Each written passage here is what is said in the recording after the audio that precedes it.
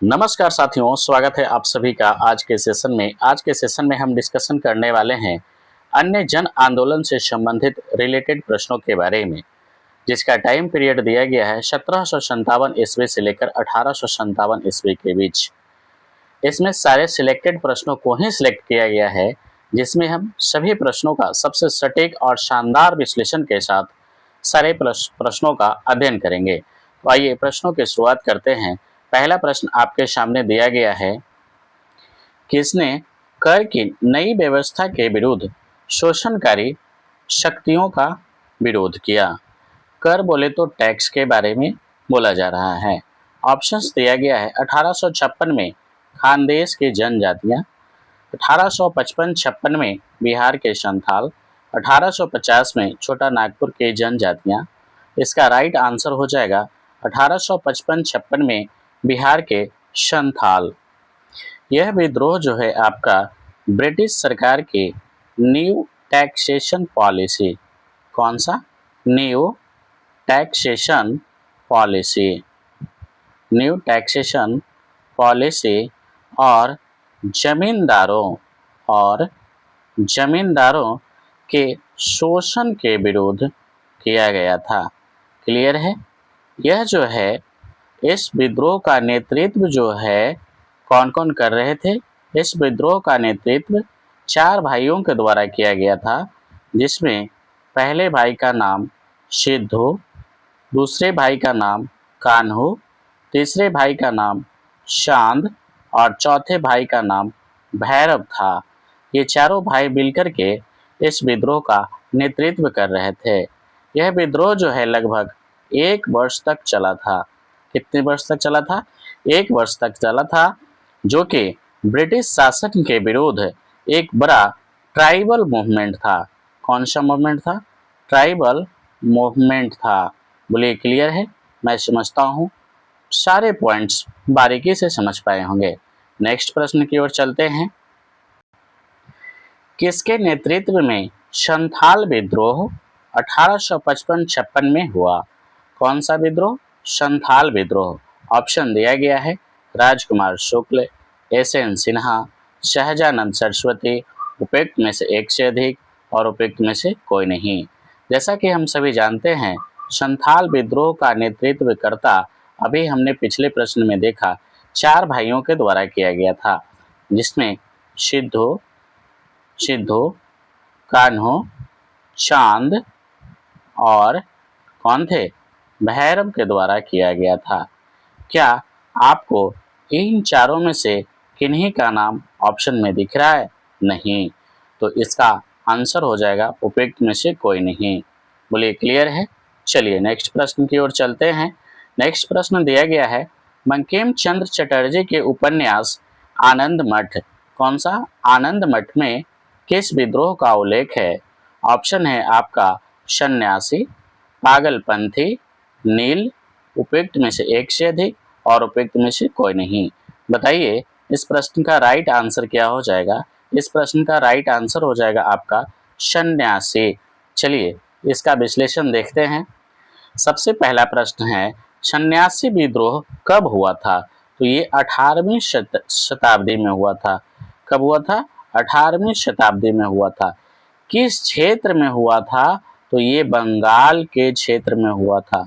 कहाँ हुआ था? बंगाल के क्षेत्र में। यह जो उपन्यास है आनंद मठ, इसमें प्रसिद्ध गीत आपका जो है वंदे मातरम भी शामिल था। कौन सा शामिल था? वंदे मातरम भी शामिल। यह उपन्यास जो है भारतीय राष्ट्रवाद की भावना को प्रोत्साहित करता है। क्या करता है? भारतीय राष्ट्रवाद की भावना को प्रोत्साहित करता है। बोलिए क्लियर है? चलिए नेक्स्ट प्रश्न की ओर चलते हैं। बंकिम चंद्र चटर्जी के उपन्यास आनंद मठ का प्रकाशन कब हुआ था? ऑप्शन है 1881 ईस्वी, 1882 ईस्वी, 1880, उपयुक्त में से एक से अधिक और उपयुक्त में से कोई नहीं। इस प्रश्न का राइट आंसर क्या हो जाएगा?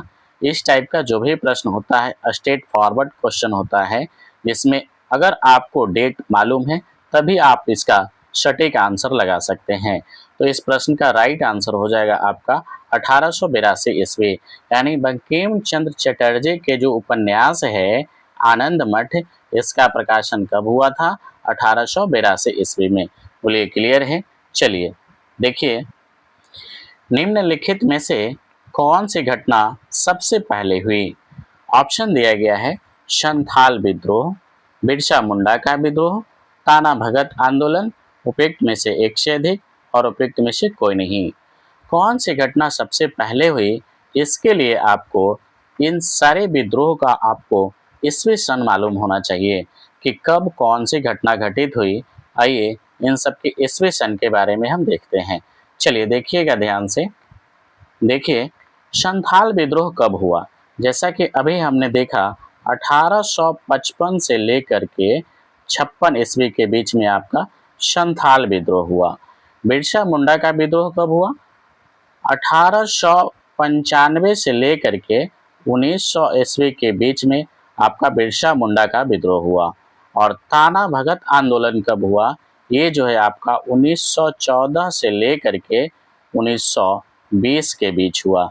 इस प्रकार आप बता सकते हैं कि कौन सी घटना सबसे पहले घटित हुई, यानी 1855 से 56 वाली जो घटना है सबसे पहले घटित हुई। इस प्रकार इस प्रश्न का राइट आंसर हो जाएगा संथाल विद्रोह। क्या होगा? संथाल विद्रोह। बोलिए क्लियर है? चलिए,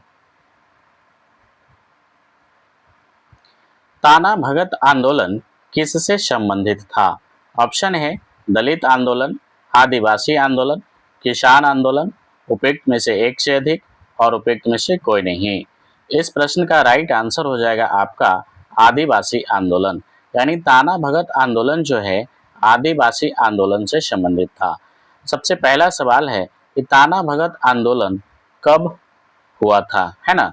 तो किस ईस्वी सन में हुई थी? तो 1914 से लेकर 1919 के बीच में यह जो है विद्रोह हुआ था। अब सवाल है कि किस क्षेत्र में हुआ था? तो ये जो है आपका छोटा नागपुर का क्षेत्र में हुआ था। छोटा नागपुर के क्षेत्र में हुआ था, है ना? ताना भगत आंदोलन के नेतृत्वकर्ता कौन थे, यानी किन के नेतृत्व में यह जो है विद्रोह किया गया था? यह विद्रोह जो है जतरा भगत के नेतृत्व में किया गया था। बोलिए क्लियर है? चलिए नेक्स्ट प्रश्न की ओर चलते हैं। निम्नलिखित में से कौन सा विद्रोह ऑब्लिक आंदोलन लंबी दाढ़ी रखने पर कर यानी टैक्स, कर बोले तो टैक्स लगाए जाने के कारण हुआ था? ऑप्शन है फरैजी आंदोलन, पागलपंथी आंदोलन, बहावी आंदोलन, उपयुक्त में से एक से अधिक और उपयुक्त में से कोई नहीं। तो इस प्रश्न का राइट आंसर हो जाएगा आपका वहाबी आंदोलन। यानी वहाबी आंदोलन कब हुआ था? 1831 ईस्वी में हुआ था, है ना? किसके विरुद्ध किया गया था? लंबी दाढ़ी रखने पर जो टैक्स लगाया गया था उसके विरोध किया गया था, वहाबी आंदोलन। इससे इससे कर लगाए जाने के कारण लंबी दाढ़ी रखने पर मुस्लिम समाज में, किस समाज में? मुस्लिम समाज में आपका असंतोष फैल गया, असंतोष फैल गया, है ना? इस आंदोलन के जो प्रमुख नेता थे, इस आंदोलन के प्रमुख नेता यानी वहाबी आंदोलन के प्रमुख नेता सैयद अहमद बरेलवी। कौन थे? बरेलवी थे। सैयद अहमद बरेलवी थे। यानी इस प्रकार से इस प्रश्न का राइट आंसर हो जाएगा वहाबी आंदोलन। मैं समझता हूँ सारे प्रश्नों को बारीकी से समझ पाए होंगे और मैंने सारे प्रश्नों को बारीकी से समझाने का प्रयास किया है।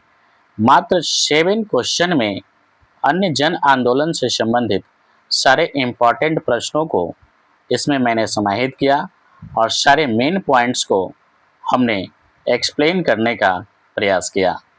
तो इसी तरह नेक्स्ट टॉपिक में एक नए टॉपिक के साथ नेक्स्ट एक्सप्लेनेशन बारीकी से लेकर के फिर से नए वीडियो में मिलेंगे। आज के लिए फ़िलहाल इतना ही। बहुत बहुत धन्यवाद।